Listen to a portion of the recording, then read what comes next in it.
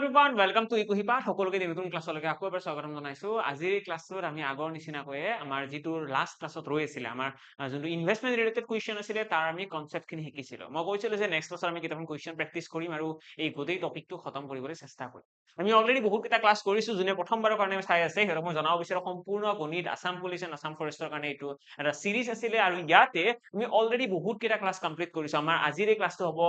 25 number class হ'ব। 25 number class মানে 25টা class আমাৰ কমপ্লিট হ'ল। অলমোস্ট আৰম্ভ কৰিছো এতিয়া, আজিতো ক্লাছটো খতম হ'বই। 25টা ক্লাছ আমি কমপ্লিট কৰিছো আৰু এই ক্লাছ কেইটাৰ আমি এতিয়ালৈকে এনেকৈ প্লেলিষ্ট বনোৱা আছে। যদি কোনোবাই প্ৰথমবাৰ কাৰণে চাই আছে, তোমালোকে ইকুহিপাঠৰ ইউটিউব চেনেলত গৈ পেলাই প্লেলিষ্ট সেকশনত গলে দেখিবা মেথছ বাই নিৰ্মল ছাৰ বুলি আছে, কমপ্লিট মেথছ বাই নিৰ্মল ছাৰ। তাতে গৈ পেলাই তোমালোকে এই গোটেইখিনি ভিডিঅ' চাব পাৰিবা। ইয়াতে আমি কিনো পঢ়িছো, ইয়াতে আমি গোটেইকেইটা চেপ্টাৰকে খুব ধুনীয়াকৈ এনালাইজ কৰি সেই চেপ্টাৰত যি কুৱেশ্যন আছে গোটেইখিনিয়ে পঢ়ি গৈ আছো। আমি অলৰেডি 4টা চেপ্টাৰ কমপ্লিট কৰিছো আৰু যিটো 5th চেপ্টাৰ আছে ৰেচিঅ এণ্ড প্ৰপৰচন, ইয়াৰেও আমি ভালোখিনি বস্তু কমপ্লিট কৰিছো। ৰেচিঅ এণ্ড প্ৰপৰচনৰ যদি স্পেচিফিকেলি ক'বলৈ যাওঁ, এইটো চেপ্টাৰৰ আমি বেসিক কুৱেশ্যন মানি ডিস্ট্ৰিবিউচন কমপ্লিট কৰিছো। ইনভেষ্টমেন্ট ৰিলেটেড কুৱেশ্যন আজিৰ এই ক্লাছত কমপ্লিট হৈ যাব। ইয়াৰে পাছৰ ক্লাছত আমি coin related question and age related question খিনিৰ কথা আলোচনা কৰিম। আমি অলৰেডি যিকেইটা টাইপৰ কুৱেশ্যন আলোচনা কৰিছো সেইখিনিৰ কথা আজি আৰু ডিসকাশন কৰিবলৈ নাযাওঁ। আজি আমি ডাইৰেক্টলি আৰম্ভ কৰিছো যিখিনি ইনভেষ্টমেন্ট ৰিলেটেড কুৱেশ্যন আছে। বহুত কেইটা কুৱেশ্যন ইয়াতে মই লৈ আনিছো, গোটেইকেইটা কুৱেশ্যনে তোমালোকে নিজৰ ফালৰ পৰা প্ৰথমতে চেষ্টা কৰিব লাগে। তাৰ পাছত মই কেনেকৈ কৰিলো, কেনেকৈ এপ্ৰোচ লগাইছো, গোটেইখিনি বস্তুৱে ভালদৰে মন কৰিব লাগে। মই অলৰেডি মেনশন কৰিছো যে ইনভেষ্টমেন্ট ৰিলেটেড কুৱেশ্যন যদি সলভ কৰিব লগা হয় তাৰ কাৰণে তোমালোকে জানিব লাগিব এটাই ফৰ্মুলা, আৰু এই ফৰ্মুলাটো হৈছে investment into time. Investment into time কি আছিলে? ইকুৱেল আছিলে প্ৰফিট। ইনভেষ্টমেন্ট ইনটু আছিলে টাইম ইজ ইকুৱেল আমাৰ আছিলে প্ৰফিট। আৰু এই ফৰ্মুলাটো তোমালোকে জানিব লাগে। তোমালোকে জানিব লাগে প্ৰফিটৰ ৰেচিঅ' কেনেকৈ উলিয়ায়। তোমালোকক এক্সামত ইয়াতে এনেকুৱা ধৰণৰ কথা কিছুমান ক'ব যে ইনভেষ্টমেন্ট দিয়া আছে, ঠিক আছে, ইনভেষ্টমেন্ট দিয়া আছে, টাইম দিয়া আছে। ইয়াৰে পৰা তোমালোকে উলিয়াব লাগিব যে প্ৰফিট কোনে কিমান টকা পাব।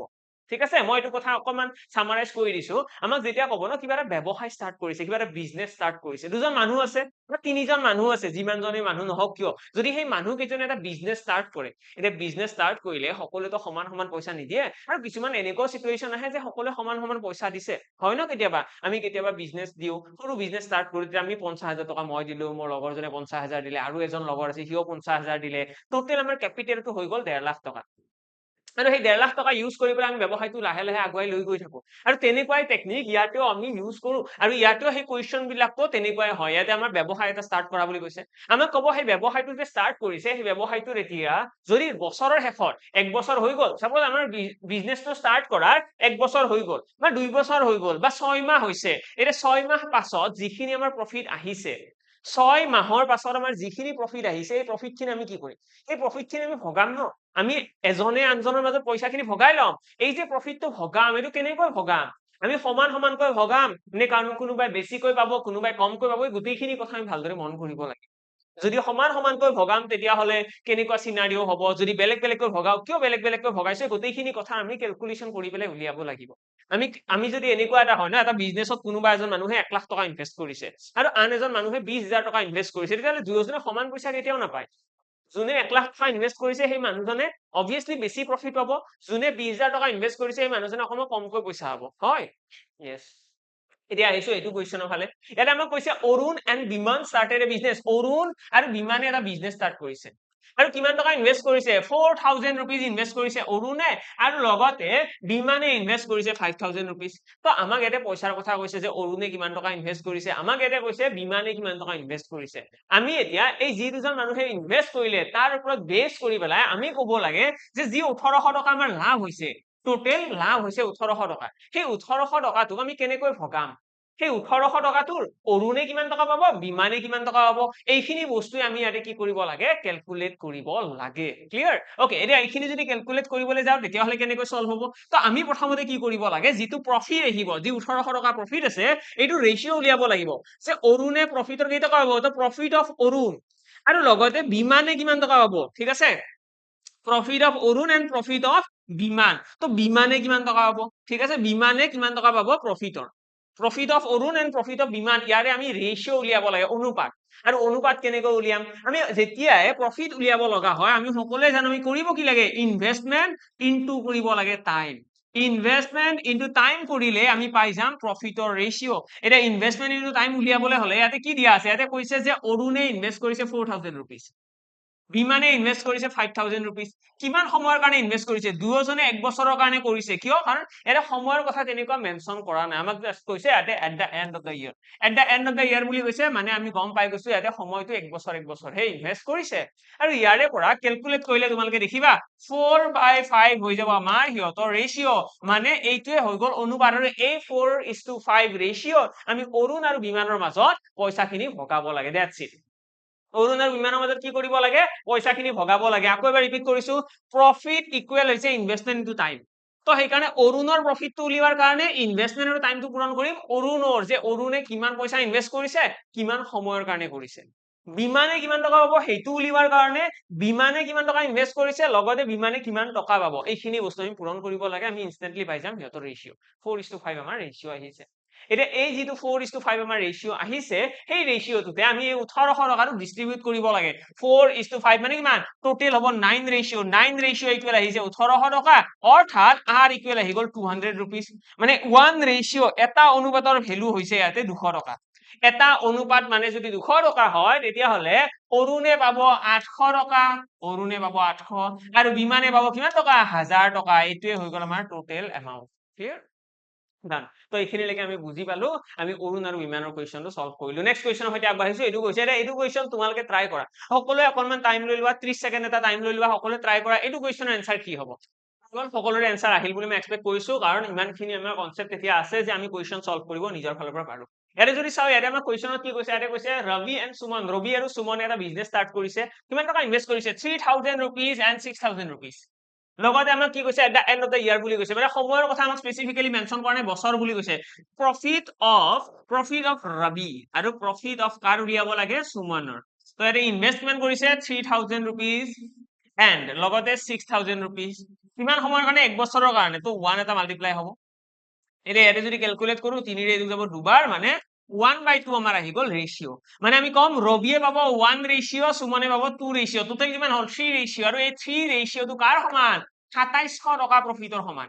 এই 2700 টকা যে প্ৰফিট আছে, এইটোক আমি কেনেকৈ ভগাম, 900 আহিব 1 ৰেচিঅ'ৰ ভেলু। মানে গম পাই গলো ৰবিয়ে পাব কিমান টকা, ৰবিয়ে পাব 900 টকা, আৰু লগতে সুমনে পাব 1800 টকা, আৰু এইখিনি হৈ গ'ল সিহঁতৰ প্ৰফিটৰ ডিস্ট্ৰিবিউচন। ঠিক আছে, নেক্সট কুৱেশ্যনৰ ফালে আহিছো। এইটো কুৱেশ্যন এৰে কি কৈছে, এৰে কৈছে A and B invested ₹5,000 and 7,000 in a business। A আৰু B 5,000 আৰু 7,000 এটা বিজনেছত ইনভেষ্ট কৰিছে। ঠিক আছে, আমি আকৌ ইয়াতে লিখিম profit of A, profit of B। আমি সদায় এনেকুৱাই কাম কৰো ন, আমি প্ৰফিটৰ ৰেচিঅ'টো উলিয়াবলৈ ট্ৰাই কৰো। প্ৰফিটৰ ৰেচিঅ' কেনেকৈ উলিয়াব, তাৰ কাৰণে আমি ইনভেষ্টমেন্টটো লিখিম যে কোনে কিমান টকা ইনভেষ্ট কৰিছে, ফাৰ্ষ্ট এইটো লিখি লোৱা। তাৰপিছত কি কৈছে, তাৰপিছত আফটাৰ 1 ইয়াৰ বুলি কৈছে, মানে এক বছৰৰ কথা কৈছে, মানে 1 এটা মাল্টিপ্লাই। তো ইয়াৰে পৰা আহি গ'ল 5/7 আমাৰ প্ৰফিটৰ ৰেচিঅ'। আৰু ইয়াৰে পৰা আমি যি 3700 টকা আমাৰ প্ৰফিট হৈছে, এইটো ভগাব লাগে ন, হাতে পাছে কিমান 12 ৰেচিঅ' সমান আহিব 3600। ইয়াৰে পৰা R ইকুৱেল 300। R ইকুৱেল যদি 300 হয়, তেতিয়াহ'লে আমি কি কম, আমাৰ A কিমান টকা পাব, তো A পাব আমাৰ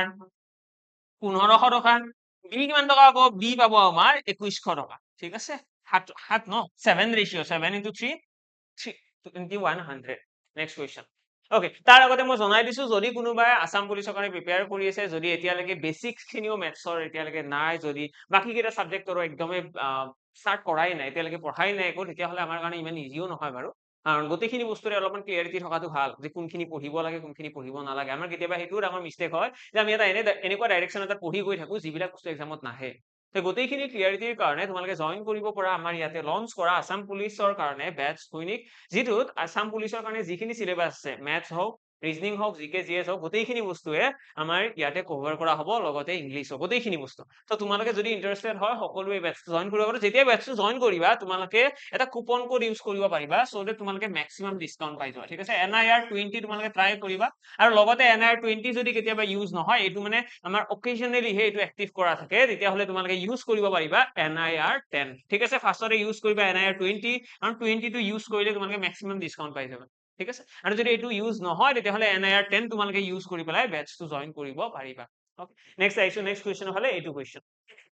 এটা কি কৈছে চোৱা, এইটো অকমান ডিফাৰেন্ট টাইপৰ কুৱেশ্যন হয়। এটা আমাক কৈছে P and Q started a business with rupees 4,000 and 8,000। P আৰু 2 কি কৰিছে এটা বিজনেছ ষ্টাৰ্ট কৰিছে 4000 আৰু 8000 ৰ হৈতে আৰু এই কোৱেশ্চন মই এটা কাম কৰিছো সিমিলাৰ কাইন্ডৰে হয় এইটো কোৱেশ্চন মই তোমালোকৰ কাৰণে হোমৱৰ্ক ৰাখিলো সকলোৰে কাৰণে হোমৱৰ্ক যদি অসমীয়া কোৱেশ্চনো কৈ দিব লাগে মই কৈ দিছো P আৰু Q এ এটা ব্যৱসায়ত 4000 আৰু 8000 টকা নিয়োগ কৰে বছৰৰ শেষত 2400 টকা লাভ কৰিবলৈ সক্ষম হয় তেতিয়াহলে দুয়োজনে পোৱা লাভৰ পৰিমাণ উলিওৱা যে এই 2400 টকাটো যে লাভ হ'ল এইটো কোনে কেনেকৈ ভগাব এটা ক্লিয়াৰলি দেখা পায় যে P এ যিমান টকা ইনভেষ্ট কৰিছে তাৰ দুগুণ কৰিছে Q এ তো প্ৰফিটটো তেনেকুৱা হ'ব P এ যিমান টকা প্ৰফিট পাব ন তাৰে দুগুণ প্ৰফিট Q এ পাব লাগিব দুগুণ প্ৰফিট P এ ইনভেষ্ট কৰিছে যিখিনি তাৰে দুগুণ Q ইনভেষ্ট কৰিছে ন তো যদি কোনোবা এজন মানুহে বেছিকৈ ইনভেষ্ট কৰিছে মানে অবভিয়াসলি বেছিকৈ প্ৰফিট পাব লাগিব ইয়াতেও তেনেকুৱা বেছি ইনভেষ্ট কৰিছে মানে দুগুণ কৰিছে ন 4000 দুগুণ 8000 প্ৰফিটটো তেনেকৈ ভগাই দিয়া কাম খতম ঠিক আছে তোমালোকে ট্ৰাই কৰা নিজৰ ফালৰ পৰা নিশ্চয় তোমালোকৰ এনসাৰ আহিব নেক্সট কোৱেশ্চন এইটো কোৱেশ্চনত কি কৈছে চোৱা এটা কৈছে Arun invested ₹6000 for 12 months and Biman invested ₹8000 for 6 months এটা এইটো অকমান ডিফাৰেন্ট ইয়াতে আমাক কৈছে অৰুণে এটা ব্যৱসায় ষ্টাৰ্ট কৰিছে আৰু ইনভেস্ট কৰিছে ₹6000 আৰু কিমান মাহৰ কাৰণে 12 মাহৰ কাৰণে ঠিক একেদৰে বিমানে ইনভেস্ট কৰিছে ₹8000 ফৰ 6 মান্থস এটা ইয়াতে তোমালোকে দেখিবা আমাক পইচাৰ কথাটো কৈছে যে কিমান টকা ইনভেস্ট কৰিছে তাৰ লগতে আমাক সময়ৰো কথা কৈছে আমাক কৈছে যে এই 6000 টকাটো 12 মাহৰ কাৰণে ইনভেস্ট কৰিছে আমাক কৈছে যে এই 8000 টকাটো 6 মাহৰ কাৰণে ইনভেস্ট কৰিছে তো এনেকুৱা ক্ষেত্ৰত আমাৰ ক্যালকুলেশনটো ইয়াত টাইমৰ এফেক্টটো আহিব অৰ্থাৎ আমি ইয়াতে লিখিম যে প্ৰফিট অফ অৰুণ আৰু লগতে প্ৰফিট অফ বিমানৰ যেটো ৰেশিও ওলাব ন ইয়াতে আমি এতিয়ালৈকে যিমান কেইটা ফৰ্মুলা ইউজ কৰিছো আমি নৰমালি ইনভেস্টমেন্ট লিখিছো টাইমৰ জায়গাত আমি কি লিখিছিলো 1 কিন্তু এইবাৰ আমি টাইমৰ জায়গাত 1 নিলিখো আমি ইনভেস্টমেন্ট 6000 দেখিছো আৰু ইনভেস্টমেন্ট সেইফালে 8000 দেখিছো আমি দেখিছো যে অৰুণে ইনভেস্ট কৰিছে 12 মাহৰ কাৰণে তো ইয়াতে আহিব 12 বিমানে ইনভেস্ট কৰিছে 6 মাহৰ কাৰণে তো ইয়াতে আহিব 6 টাইমটো ইয়াতে লিখিব লাগিব এতিয়ালৈকে আমাক টাইমৰ কথা কোৱাই নাছিলে ইয়াৰে আগৰ প্ৰতিটো কোৱেশ্চনত তোমালোকে দেখিবা কোনো ধৰণৰ টাইমৰ কথা কোৱা নাই সেইকাৰণে আমি ইয়াতে 1 ইউজ কৰি আছিলো যিহেতু টাইমৰ কথা কোৱা নাই আমি 1 ইউজ কৰিব পাৰো বা ইউজ নকৰিলেও হয় একচুয়ালি কোনোবা এটা সংখ্যাৰ লগত এক পূৰণ কৰা নকৰা একেই কথা মোৰ লগত সাপোজ 5 এটা সংখ্যা আছে 5ৰ লগত মই যদি 1 পূৰণ কৰো কিবা ফৰক আহিব জানো একো ফৰক নপৰে ন সেমে থাকিব 5 1 গুণ 5 থাকিব ইয়াতেও তেনেকুৱা তো সেইকাৰণে আমি 1 এই কাৰণে কৰিছিলো কাৰণ টাইমৰ কথা কোৱাই নাছিলে কিন্তু এইটো কোৱেশ্চনত টাইমৰ কথা কোৱা আছে কাৰণে আমি 12 আৰু 6 লিখিছো কাৰণ 12 মাহৰ কাৰণে ইনভেস্ট কৰিছে অৰুণে আৰু বিমানে ইনভেস্ট কৰিছে 6 মাহৰ কাৰণে এটা এইখিনি কাট কৰিলে দেখিবা দুবাৰ যাব দুই কৈ এইফালে তিনিটা শূন্য কাট খাব 2 ৰে 8ক 4 বাৰ কাটিব পাৰি 4 কাকো 2 ৰে দুবাৰ 2 ৰে এইটো 3 বাৰ তো ফাইনালি আমাৰ ৰেশিও কিমান আহি গল 3/2 3/2 আমাৰ ফাইনালি ৰেশিও আহি গল ঠিক আছে তো 3/2 এই যোনটো ৰেশিও আহিছে অৰ্থাৎ আমি কম যেটো প্ৰফিট আছে প্ৰফিটটো 3:2 ৰেশিওত ডিস্ট্ৰিবিউট কৰিব লাগিব 3:2 ৰেশিওত কিমান পইচা ডিস্ট্ৰিবিউট কৰিব লাগিব প্ৰফিট হৈছে কিমান 2800 টকা মানে এই যেটো 5 ৰেশিও আছে আমি এনেকৈ কম যে 5 ৰেশিও সমান 2800 5 ৰেশিও সমান যদি 2800 হয় r ইকুৱেল কিমান আহিব 5 5 গুণ 25 5 6 গুণ 30 560 টকা r ইকুৱেল আমাৰ আহি গল 560 টকা মানে 1 রেশিও ইকুয়াল আমি গম পাই গলো 560 1 রেশিও ইজ ইকুয়াল যদি 560 হয় আমাক ইহতৰ শেয়াৰস উলিয়াব দিছে নোৱাৰিম জানো সো অৰুণে পাইছে 3 রেশিও মানে 3 ইনটু কি হ'ব 3 রেশিও পাইছে মানে 3 ইনটু 560 পূৰণ কৰিলে কিমান আহিব 1680 টকা আহিব 1680 টকা মানে অৰুণে পাব বিমানে কিমান টকা পাব তো বিমানে পাব 2 রেশিও মানে 2 ইনটু 560 মানে কিমান হ'ব 1120 টকা হ'ব তো 1120 টকা পাব বিমানে আৰু 1680 টকা পাব আমাৰ কোনে 1680 টকা পাব আমাৰ অৰুণে ক্লিয়াৰ সকলোৰে তো তোমালোকে এক্সামত যেতিয়া তোমালোকক কব at the end of the year বছৰৰ শেষত বুলি ক'লে সময়টো সদায় 1 থাকিব যেতিয়া স্পেসিফিক টাইম কিছুমান কব এতিয়া ইয়াতে আমাক 12 মাহ আৰু 6 মাহ কৈছে কিছুমান কোৱেশ্চনত এইবিলাক কথাও কয় যে কোনোবাই ইনভেস্ট কৰিছে 1 বছৰৰ কাৰণে কোনোবাই 3 বছৰৰ কাৰণে তেতিয়া হলে আমি ইয়াতে 1 লিখিম ইয়াতে 3 লিখিম ঠিক আছে বছৰ ক'লে বছৰ লিখিম তো এজ পাৰ দা কোৱেশ্চনৰ ৰিকোয়াৰমেন্ট কোৱেশ্চনৰ যেনেকুৱা ৰিকোয়াৰমেন্ট থাকে সেই হিচাপত আমি ইয়াতে টাইমটো ইউজ কৰিব লাগে মনত এইটোৱে ৰাখিব লাগে যে প্ৰফিট ইকুৱেল হৈছে কি ইনভেষ্টমেন্ট ইনটু টাইম যেতিয়া ইনভেষ্টমেন্ট আৰু টাইমক পূৰণ কৰিবা সদায় প্ৰফিটৰ ৰেশিও ওলাব আৰু প্ৰফিটৰ ৰেশিও ওলোৱাৰ পাছত যিখিনি প্ৰফিট আমাক ইয়াতে ডিস্ট্ৰিবিউট কৰিব দিছে এটো আমি খুব ক্লিয়াৰলি খুব ইজিলি ডিস্ট্ৰিবিউট কৰিব পাৰিম নেক্সট আহিছো নেক্সট কোৱেশ্চনৰ ফালে এইটো কোৱেশ্চনত কি কৈছে কোৱা সকলে ট্ৰাই কৰিব লাগে এইটো কোৱেশ্চনত আমাৰ সিমিলাৰ কাইন্ডৰ কথা কৈছে অকনমান সময় দি দিছো 30 সেকেন্ড এটা সময় লৈ লোৱা সকলো ট্ৰাই কৰা ভিডিওটো পজ কৰা তোমালোকে সকলোৱে ট্ৰাই কৰা এন এনসাৰটো তোমালোকে নিজে চেক কৰা যে আহিছে নে নাই সকলোৰে এনসাৰ আহিছে এইটো কোৱেশ্চনত যদি চাও এটা আমাৰ সময়ৰ কথা কৈছে তাত কৈছে 1 বছৰ তাত কৈছে কিমান 8 মাহ তুমি কনফিউজ হম জানো একদম কনফিউজ হ'ব লগা নাই আমি কি লিখিম আকৌ এগেইন আমাক কৈছে ৰমেশৰ কথা আমি কম প্ৰফিট অফ ৰমেশ এটা আহিব আৰু এটা কিমান আহিব আৰু কাৰ কথা কৈছে সুৰেশ তো প্ৰফিট অফ এটা কাৰ কোন আহিব সুৰেশ আহিব নেক্সট আমাক কি কব প্ৰফিটৰ ৰেচিঅ উলিয়াৰ কাৰণে আমি কি কৰিম ইনভেষ্টমেন্ট আৰু টাইমক পূৰণ কৰিম অৰ্থাৎ ইনভেষ্টমেন্ট আছে 5000 rupees আৰু এজনৰ কিমান আছে এজনৰ আছে আমাৰ 4000 rupees কিমান টাইমৰ কাৰণে ইনভেষ্ট কৰিছে 5000 কৈ এক বছৰৰ কাৰণে এক বছৰ মানে কি এক বছৰ মানে 12 মাহ মই কিয় 12 মাহ লিখিছো তাৰ ৰিজনটো হৈছে 12 মাহ লিখাৰ ৰিজনটো হৈছে কাৰণ এটা আছে মাহত এটা আছে বছৰত তো আমি দুইটাই সেমত ৰাখিব লাগিব এনেকুৱা নহয় যে ইয়াতে মই 1 লিখিলো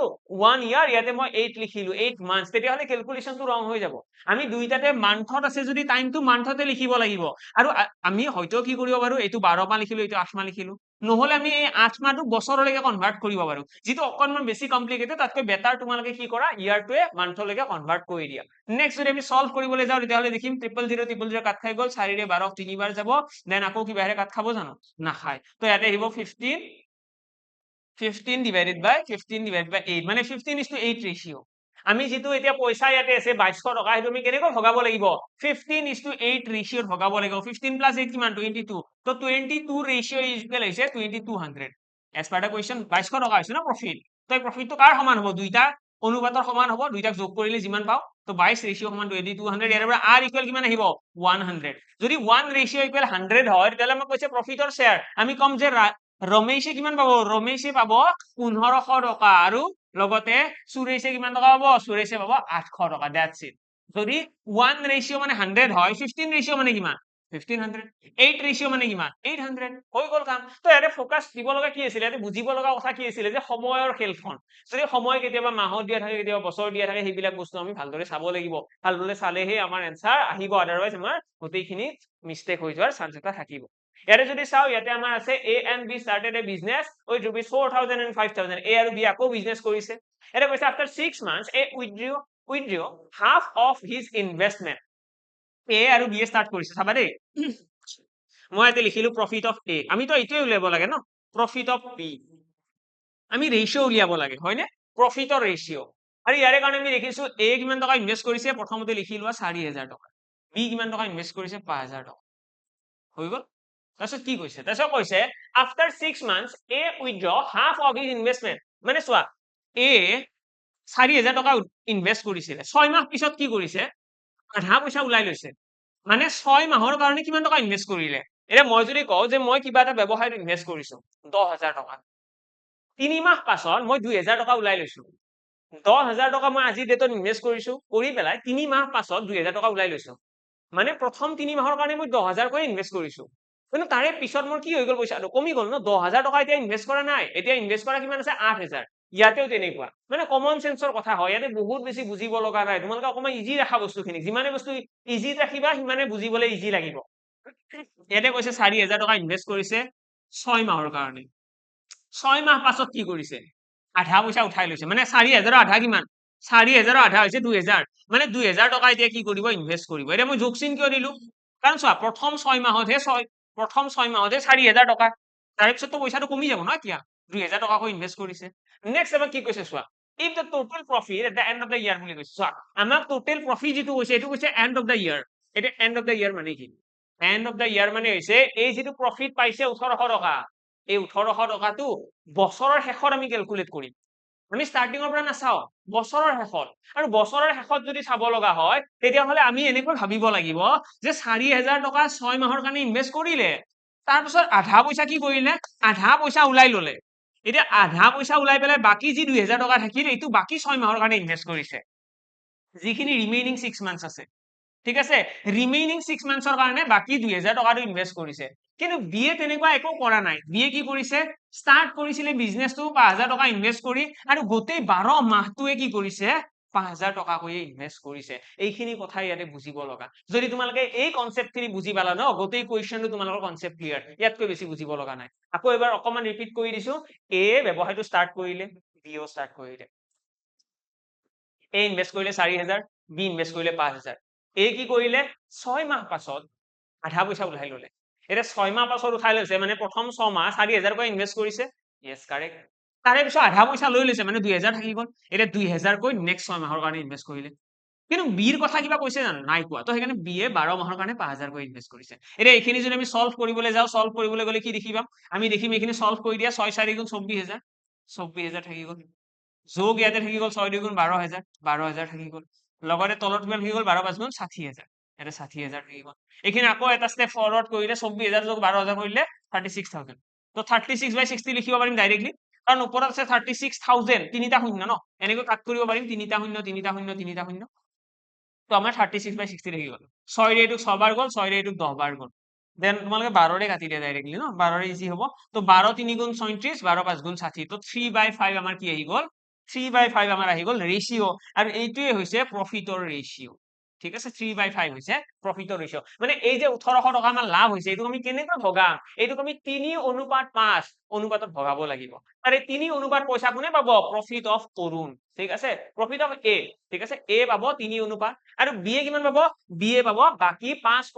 আৰু আমি যদি কম্বাইন কৰি পেলাই চাওঁ আমি এনেকৈ ক'ব পাৰো যে 8 ৰেশিও ইজ ইকুৱেল হৈছে 1800 সৰি 8 ঠিকে আছে 8 ৰেশিও ইকুৱেল 1800 ইয়াৰে পৰা যদি আমি উলিয়াব যাওঁ যে r ইকুৱেল কিমান ওলাব 1 ৰেশিও ইকুৱেল কাটি দিয়া 4 ৰে এইটো দুবাৰ কাটিব পাৰিবা 4 ৰে এইটো কাটিলে 4 ৰে কাটিলে আমাৰ যাব নে ডাইৰেক্টলি 8 ৰে যাব 8 ৰে যাবচোন 8 ৰে কাটি দিয়া ডাইৰেক্ট তাতকে বেটাৰ হ'ব ন তো 8 ৰে যদি আমি কাটি দিও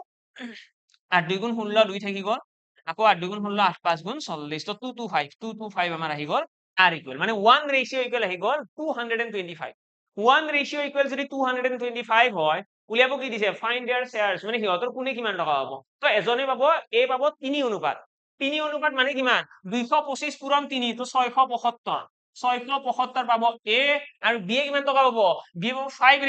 ৰেশিও মানে কিমান আহিব 1000 25 5 গুণ 125 1125 তো 1125 টকা পাব বি এ আৰু বাকি 675 টকা পাব বি এ ঠিক আছে বি এ পাব 1125 আৰু 675 টকা পাব এ আমাৰ এক্সামত কেতিয়াবা এনেকুৱাও দিব য'ত পাৰ্সিয়াল মানে পইচাটো কি হ'ব ইনভেস্ট কৰিব কিবা এটা আধাৰে কি হ'ব কিবা পইচা তাৰ পৰা উইথড্ৰ কৰি ল'ব তো উইথড্ৰ কৰি ল'লে আমি কি কৰি দিম কমাই দিম কেতিয়াবা এনেকুৱাও হ'ব যে ইনভেষ্টমেন্টটো বঢ়াই দিছে মানে মই প্ৰথম 6 মাহৰ কাৰণে 7,000 টকা ইনভেস্ট কৰিলো তাৰে পিছত মই এক্সট্ৰাকৈ আকৌ 3,000 টকা দিছো মানে 10,000 হৈ গ'ল ন ইনভেষ্টমেন্টটো বাঢ়ি গ'ল তো কিবা এটা ব্যৱসায়ত প্ৰথমতে মই 5,000 টকা ইনভেস্ট কৰি আছো তাৰপিছত আকৌ 2,000 টকা বঢ়াই দিলো মানে 7,000 হৈ গ'ল ন তো কেতিয়াবা এনেকুৱা চিনাৰিও হ'ব এনেকুৱা ক্ষেত্ৰত আমি ইয়াতে লিখিম প্ৰথমতে 5,000 টকা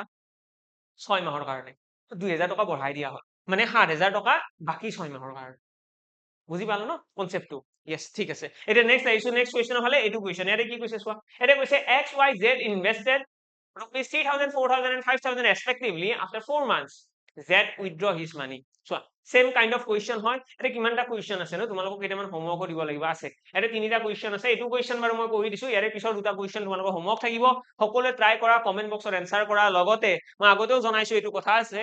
এটা ডেসক্ৰিপশনত হোৱাটসঅ্যাপ গ্ৰুপৰ লিংক আছে তোমালোকে সেই গ্ৰুপটো জয়েন কৰি ৰাখিব পাৰা ইয়াতে যিমান কেইটা ক্লাছ আপলোড কৰা হয় গোটেই কেইটা ক্লাছৰ লিংক সেই হোৱাটসঅ্যাপ গ্ৰুপত আৰু লগতে মোৰ টেলিগ্ৰাম চেনেল মেথছ বাই নিৰ্মল ছাৰ তাতেও মই শ্বেয়াৰ কৰি দিও সো তোমালোকে প্ৰতিটো ক্লাছে একদম ইনস্ট্যান্টলি চাব পাৰা ইয়াতে ক্লাছ এটাও নিদিবা দেই এক্সামৰ কাৰণে টাইম আছে তো আমি লাহে লাহে পঢ়ি আছো গোটেইখিনি বস্তু আৰু লাহে লাহে পঢ়াওতেও আমাৰ এতিয়ালৈকে 25টা ক্লাছ কমপ্লিট হ'ল তো সেই কাৰণে এনেকুৱাও নকৰিবা যে তোমালোকে পিছত এক্সামৰ টাইমত পঢ়িম বুলি ৰাখি থৈ দিছা এক্সামৰ টাইমত পঢ়িম বুলি ভাবিলেও তোমালোকৰ কাৰণে টাইম নহব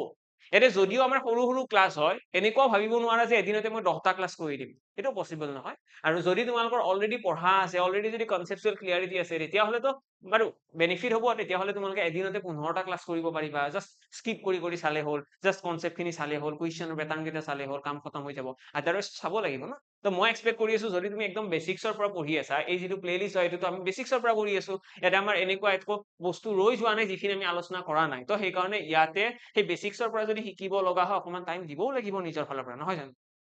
আৰু এইটো কোৱেশ্চন আমাৰ XYZ ৰ কথা কৈছে তিনিজন মানুহৰ কথা কৈছে আমি মানে তিনিজন মানুহৰ এতিয়া ৰেশিও উলিয়াব লাগিব চাবা দেই এতিয়া মই যদি A আৰু B দুজন মানুহৰ যদি কথা কওঁ তেতিয়া হলে আমি এনেকৈ লিখিছিলো ন X/Y এতিয়া তিনিজন আছে X/Y/Z লিখিম জানো X/Y/Z লিখিম জানো এইটো একদম আনপ্ৰফেশনেল লাগিব ন একদম দেখিবলৈ বেয়া লাগিছে এইটো এনেকৈ লিখিব নোৱাৰো তো আমি কি কৰিম এবাৰ আমি এনেকৈ লিখিম এইটো X এইটো Y এইটো Z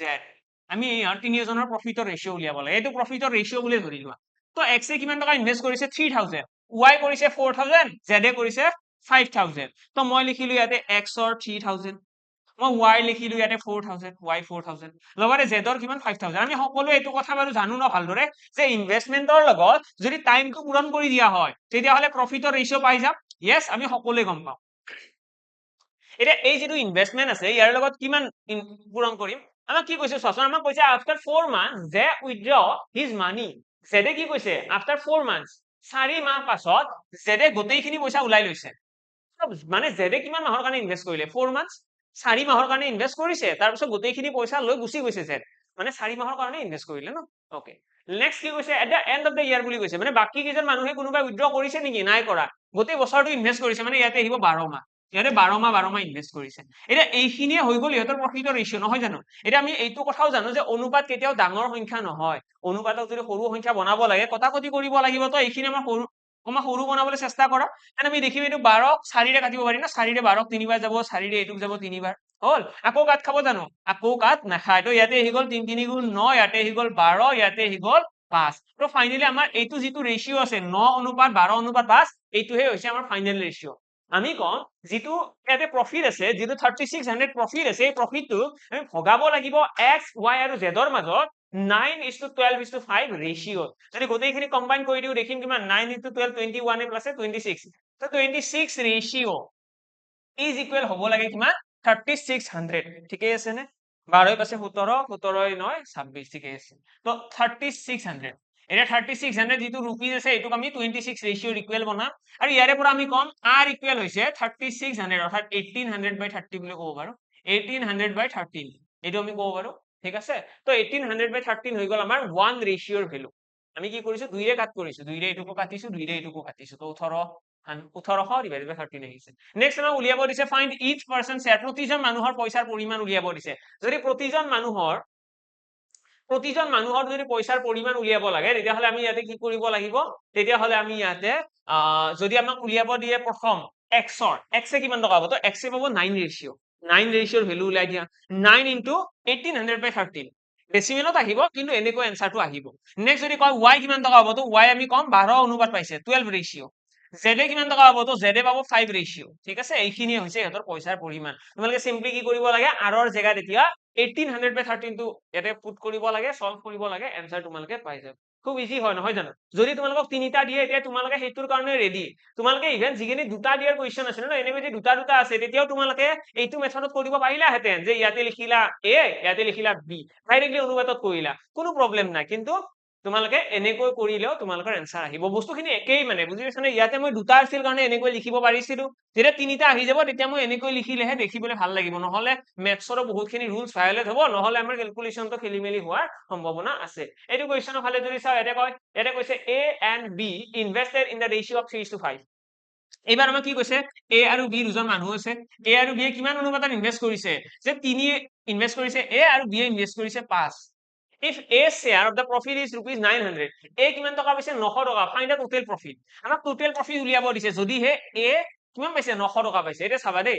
আমাৰ যেতিয়া কোনোবা এজন মানুহে ব্যৱসায়ত ইনভেস্ট কৰে ইনভেস্টমেন্টৰ লগত কি পূৰণ কৰিলে প্ৰফিট ওলাইনো ইনভেস্টমেন্টৰ লগত যদি টাইম পূৰণ কৰা হয় তেতিয়া টাইমৰ কথা এটা কিবা কৈছে নেকি নাই কোৱা মানে টাইমটো সদায় 1 বুলি ধৰি লোৱা টাইমৰ কথা কোৱা নাই যদি 1 আৰু মই যেতিয়া a এৰ ইনভেস্টমেন্ট আৰু b এৰ ইনভেস্টমেন্ট তাৰ লগত যেতিয়া টাইম পূৰণ কৰিছো মই কি পাই যাম মই পাই যাম প্ৰফিটৰ ৰেশিও মানে 3:5 হৈ গল সিহঁতৰ প্ৰফিটৰ ৰেশিও নহয় জানো আৰু এইটো যদি প্ৰফিটৰ ৰেশিও হয় তেতিয়ালে a কিমান টকা পাব a পাব লাগে 3 ৰেশিও a কিমান টকা পাব লাগে a পাব লাগে 3 ৰেশিও b এ কিমান টকা পাব লাগে b পাব লাগে 5 ৰেশিও আৰু আমাক ইয়াতে কৈছে যে a প্ৰফিট পাইছে 900 টকা a যদি 900 টকা পাইছে মানে 3 ৰেশিও ইকুৱেল 900 নহব জানো নিশ্চয় হ'ব 3 ৰেশিও ইকুৱেল যদি 900 হয় r ইকুৱেল কিমান হ'ব 300 টকা যদি 1 ৰেশিও ইকুৱেল যদি 300 টকা হয় আমাক উলিয়াব কি দিছে টোটাল প্ৰফিট হৈছে কিমান a পাব 3 b পাব 5 মানে টোটাল কিমান হ'ল 5 3 8 ৰেশিও আৰু 8 ৰেশিওৰ ভ্যালু উলিয়াবৰ কাৰণে 8 into 300 কৰি দিম তো ফাইনালি আমাৰ আনসাৰ আহি যাব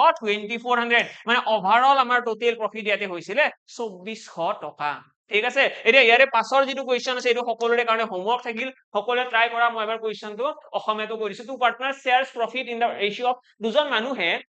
সিহঁতৰ লাভক 7:3 অনুপাতত ভগাইছে যিটো লাভ হৈছে ন লাভটো 7:3 ভগাইছে প্ৰফিটৰ এইটো ৰেশিও দেই নেক্সট আমাক কৈছে if the difference in the আচ্ছা সিহঁতৰ লাভৰ পাৰ্থক্য সিহঁতৰ যিখিনি লাভ হৈছে ন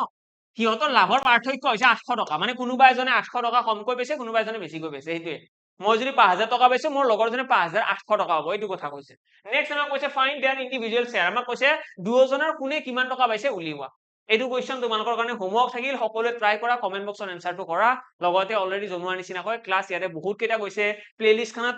গোটেইখিনি chronologically আছে এটাৰ পিছত এটা ভিডিঅ' বিলাক এড কৰা আছে তো চিৰিয়েলি গোটেইখিনি চোৱা নিশ্চয় বেনিফিচিয়েল হ'ব যদি প্ৰথমবাৰৰ কাৰণে চাই আছা আৰু যদি এতিয়ালৈকে কাৰোবাৰ কমপ্লিট হোৱা নাই যে মাজতে চালো প্ৰথম 10টা কেইটামান বাকী আছে সেইকেইটাও জল্দি চোৱা জল্দি চাই খতম কৰা মই লাহে লাহে ক্লাছ বিলাক বঢ়াই যাব লাগিব যদি এক্সাম আহে এক্সামৰ আগত আমি কন্টিনিউয়াছলি কৰিব লাগিব যদি আমাৰ কমপ্লিট নহয় আমি মুঠতে গোল আছিলে কমপ্লিট কৰা নিশ্চয় কমপ্লিট কৰিম সো চিন্তা কৰাৰ কোনো প্ৰয়োজন নাই আৰামছে পঢ়ি থকা লগ পাম হ'লগে অন্য এটি ক্লাছত আজিৰ কাৰণে ইয়াতে সামৰিছো থেংক ইউ